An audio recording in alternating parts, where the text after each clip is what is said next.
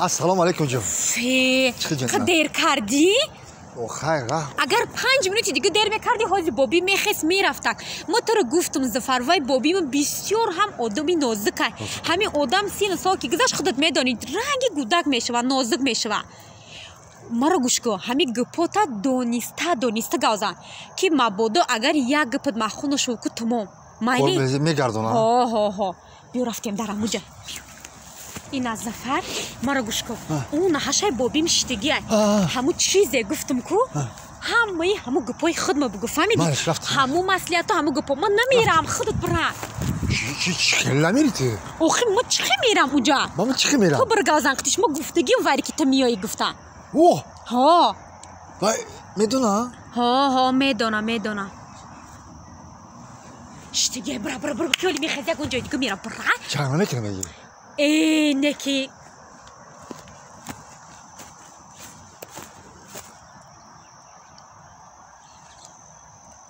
چخه میرم اخنا میتونم.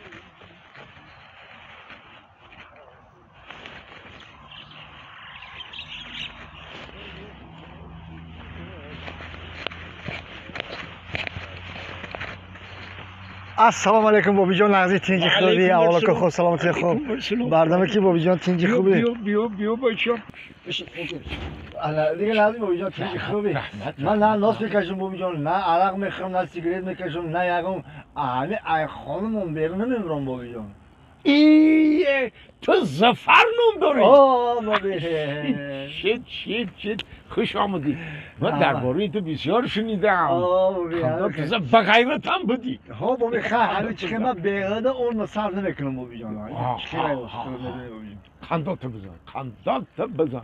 بابی جان من بابی جان همه گپ راستش بابی جان، من یکی همه آدمی همه بیجوگرده اینه میرن اسکتیک کو هم خیلی آدم رو نظرینم چونکه من خودم نمیرم بابی جان. من ای خانه همین شبا هر بگه همین نمونشون خانم بابی جان.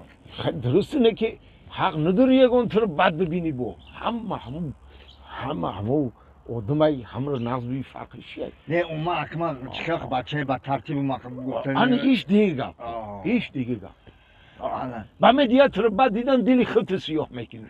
همه رو نقض بی باشم، همه رو احترام کن. آنه بابی فهمیدیم که ختم یعنی نمیره داری شو دادنی گوهره دختری که کلان شده. الان گوهره که شو دادنی بالایی گفتی با یک کولی دیگه توفه بکنم دو مادر. این همو حوز، این همو کول پرای ماهی ای الا همو گوهرگم با یک امیدوی کلان با یک امیدوی زیاد به تربیه کلان کردم. الا که میگم که همو بچه که لایقی همو ای همو عقد بتوشو همین حوزی ماهی رم توفه کنم شونه. این حوزی ببرکت ای بابی؟ الا بای همین نرخی حوز چند سمای؟ همین نرخی حوزی مهمه. انا که بچم این وابسته به درآمد شده. این اکن چقدر درآمد میاره که؟ انا خودت حساب که بچم این با کمیش همین حوز هر سال 1 تن ماهی گرفتن ده. این حوز فقط گل ماهی داره.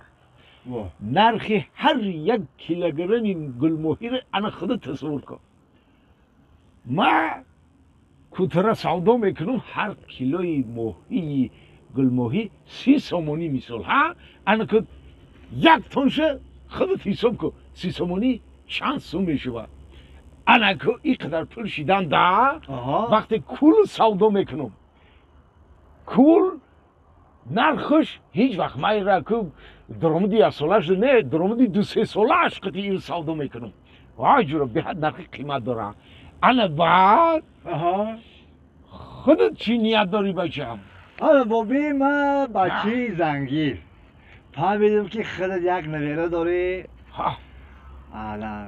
شوهر میتیشه شوتی برای همین دختر قطعی همین حوز پدرکه میکنم گفته بله بابی. بله من همو گوهرک ما به یک ارزو حوزه زیاد کلام کردم. به تربیه کلان کردم اکنون نمیخوام که آینده دم خور شو نمیخوام البته همون جوانی که لایق خودش همه دم میتم شو من با همین حوزم تحفه میکنم شه همین خیلی نیت کردم نیت کرده با من گوهر ما همون بچه دادنیم که او بچه چنین دو حوزی ما پول داشته باشه